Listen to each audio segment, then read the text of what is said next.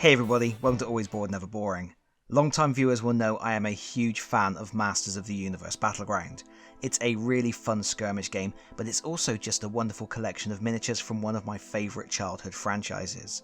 Naturally, any time new products are announced for the game, I'm interested.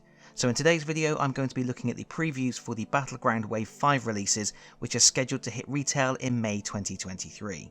We are getting two new character packs in this wave. One for the Masters of the Universe and one for the Evil Warriors, and I'm particularly excited because we are getting a few things that I have wanted for this game for a while, namely hover robots and palace guards. Also, there is a significant change in the format for these character packs. Previously we got two named characters and then a piece of terrain associated with a new item, like a force field generator or a gas tank.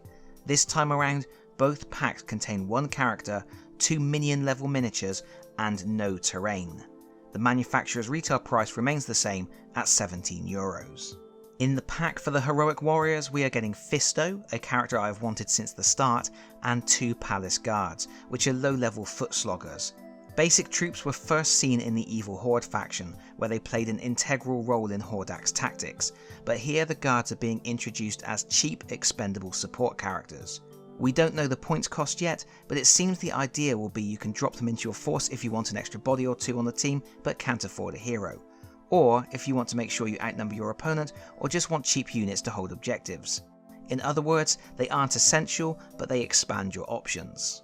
The guard miniatures look okay, even if they're not the most exciting from the range, but I like that I can use the same painting method I used on Man-at-Arms for them. I also like how they are different sculpts, and they are both armed with weapons that appeared in grey on the weapon rack for the old Castle Grayskull playset. I'm not going to go through their stats in detail here, as I will be doing that when I receive the sets, but it looks like they are filling the role of bodyguards as much as anything else, which makes sense. I really hope we get an expansion with the royal family eventually. King Randor, Queen Marlena and Prince Adam would be awesome and would be great for creating narrative scenarios. But I digress. You can field up to two of the guards and they have a special ability that allows them to take attacks directed at characters they are adjacent to. Being a human shield, it's a living, but probably a short one. Fisto is an absolute wrecking machine, and as you would expect, he likes to take the fight to the enemy. He gains an Overwatch token at the end of his activation if there are no characters within 6 inches, and if he makes a melee attack immediately after moving, he gets to roll 2 extra dice. His Metal Fist also lets him reduce the cost of melee attacks made immediately after moving by 1 action point to a minimum of 0, so if he can charge an opponent, there's a very good chance of doing significant harm. He also has 6 wounds, more than He-Man, so he's going to stick around for a while. Meanwhile, in the pack for the Evil Warriors, we are getting Webstor and 2 of Skeletor's hover robots. I am so happy to see the hover robots. I hope we get some Shadow Beasts later for Beastman to play with. It's nice to see Archon Studio have included 2 different sculpts for the hoverbots. It would have been very easy to make 2 identical units and call it a day. As with the Palace Guards, they are providing a support role. They are very weak and they can't use weapons, but they are mobile, and as they are cheap, they are going to be good for running distraction tactics or holding objectives. As with other basic troops, you can field 2 hover robots at once, and in addition to having a move of 6, or 9 when focused, their moves are treated like jumps, so they are going to be able to cover ground quickly, even in the harshest terrain. The inclusion of Webstor is something of a surprise.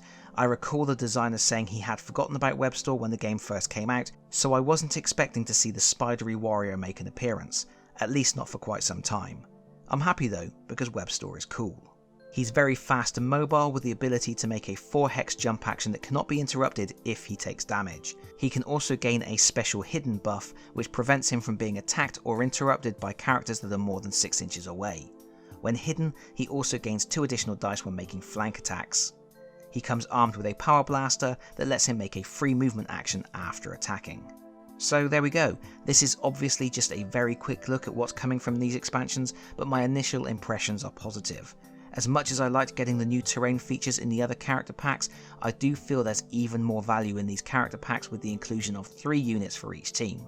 That's going to open up a lot more team building options.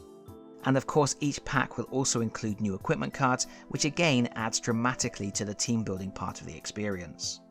The miniatures all look good. The Palace Guards I would say are the weakest of the bunch, and I am a little disappointed to see that they have gone for the newer Webstor design which has spider legs coming out of his back. but nevertheless, I know Archon always produce quality miniatures, and I'm looking forward to adding these to my immensely long painting queue for this game. As I mentioned before, I will be doing full unboxings for these new packs once I have them in my possession, but that is it from me for now. Thank you so much for watching. If you've enjoyed the video, please consider pressing the like button. If you really enjoyed the video, please consider subscribing if you don't already do so, and hopefully I'll see you all again very soon. Bye bye everyone, bye bye.